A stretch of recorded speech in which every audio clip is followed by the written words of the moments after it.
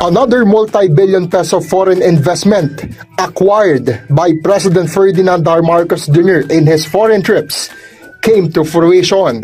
This is through the opening of a farm fresh milk plant in San Simon, Pampanga.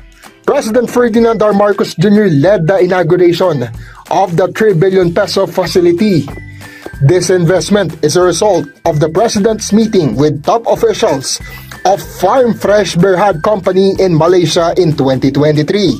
In his speech, the chief executive admitted how the Philippines is still dependent on imported milk. But with the opening of the new dairy plant, local supply milk is seen to grow significantly. Sa tulong ng plantang ito, makakapag-produce na ng 32 milyong litro ng pasteurized milk, 32 million liters of pasteurized milk, and more than 2.4 million liters of yogurt every year. The stable milk supply will also help achieve food security, given its versatility as an ingredient for bread, pastries, delicacies, and other food products. Milk is also crucial for the nutrition of Filipinos, especially children and infants. The multi-billion peso dairy plant is also seen to generate jobs and livelihood.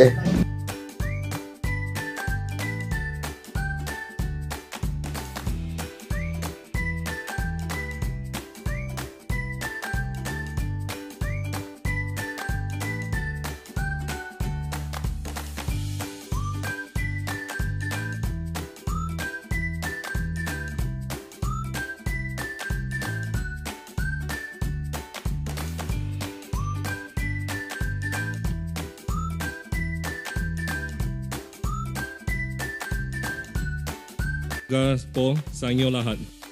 His Excellency, President of the Philippines, Honorable Secretaries and Members, Malaysia Embassy Office, Governor Office, and that University of the Philippines, UPLB, partners, colleagues. Good morning and welcome.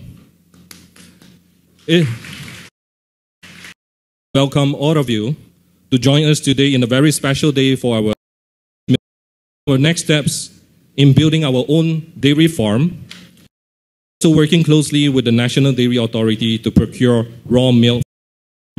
You can see that from our raw milk tanker sitting in front of the factory. So that is, we will work with the partnership program close to dairy farmer, so it will not just be like a one-off buying transaction. Looking forward to partner closely with them to form a program, buy milk from them at a consistent volume every month. At the same time, we are providing them the technical assistance with our success story in tropical dairy farming in Malaysia. Our presence here today in the Philippines was possible without the meeting taken place with the President back in 2023 in Kuala Lumpur. From that meeting, we strongly believe and passion of His Excellency President in addressing the national security challenge, and also that's the core reason why Farm Fresh Philippines today, with the core missions to nurture the here in the Philippines. Thank you, Mr. President. We have Congressman Janet and our latest newly elected Congresswoman, the Congressman Florabel, nagpapakain sa buong House of Representatives ngayon. Paan yung mga congressman natin. The Farm Milk Berhad founder and group CEO, Lloyd Tuan-E. The Farm Fresh Milk Incorporated Philippines CEO, Sean Pu. Officials and employees of Farm Fresh Milk Incorporated, my government, ladies and gentlemen, good morning. Man laging napapansin, ngunit napakahalaga ng gatas sa atin at sa ating ekonomiya. It may not be noticed, I will translate for the benefit of our Malaysian friends. It sometimes is not part of our diet in Asia. But, nonetheless, it is still milk still a very important part of the nutrition and the health of people. Simula po noong tayo sanggol, ito na ang unang ating lakas at sigla. Since we were babies, this is where we get our energy. This is where we get our strength. Ang develop ng ating kabataan ay nakasalalay sa tamang nutrisyon, na ito ang galing sa gatas.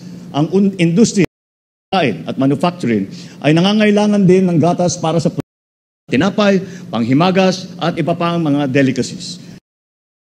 Inimbitahan natin ngayon ang 15 estudyante mula sa elementary school para malaman nila kung paano nga ba ang masustansyang inuming ito. We have invited some young students from a school nearby to explain this is going to be now part of their diet, and also as a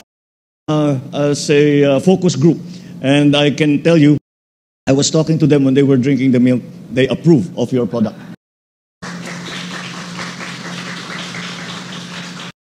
Ngunit hindi natin maikaila na marami pa rin pagsubok ang dairy industry dito sa bansa. Isa na rito ang patuloy na natin sa pag-aangkat ng dairy products mula sa ibang bansa. Parito ang epekto ng pagbabago-bagong klima at nagpapababa ating produksyon ng gatas. Nangangailangan tayo ng mga bagong pasilidad upang maayos na makolekta ang mga proseso ng product. Sa pagpapasinaya natin ng Farm Fresh Incorporated Plant, layo nating tiyakin ang karagdagang lokal at supply ng gatas sa bansa. With Farm Fresh, we are looking forward to a much larger of fresh milk for our people. But of course, I was very excited when we hear this too, in which that we will also have, we will bring some cows from, I suppose, from Australia and bring them here, and so that they can produce milk. This is very important because this is going to be an import substitute. Our milk products at present come from importation. Ng plantang ito, makakapag-produce na ng 32 milyon ng pasteurized milk, 32 million liters of milk, and more than 2.4 million liters of every year. Magbibigay din nito ng mga oportunidad ng kabuhayan ng mga magsasaka at mga farm workers natin dito sa bukod sa mas epektibong produksyon, magbibigay ng mas magandang kinabukasan para sa ating kababayan. This would have been possible without the consistent support in our collective aspiration to boost our local products, to boost our local production of dairy products. Through more Filipino farmers, veterinarians can now have a more stable and so I hope you will continue to improve and expand your bringing greater opportunities to our communities.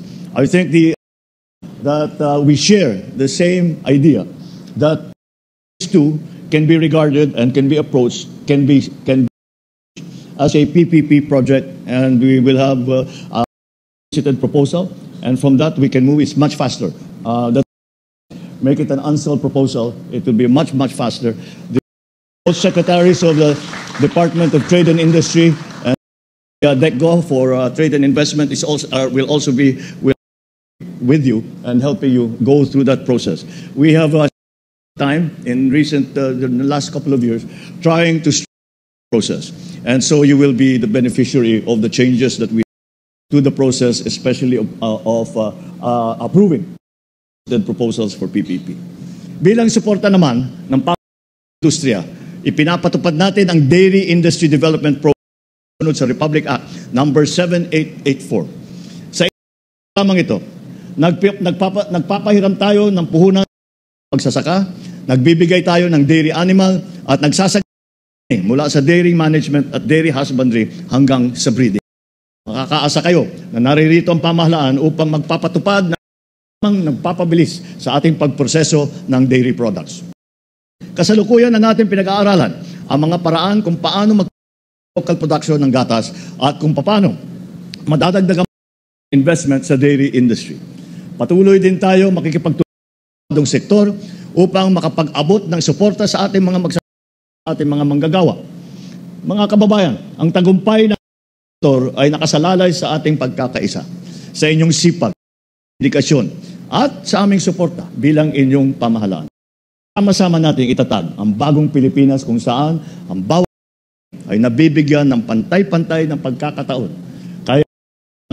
Kaya nilang tugunan ang kanilang pangangailangan at upang umasenso ang ating minamahal na Pilipinas. Maraming salamat. Mabuhay kayong lahat. Mabuhay ang bagong Pilipinas. Thank you, Mr. President.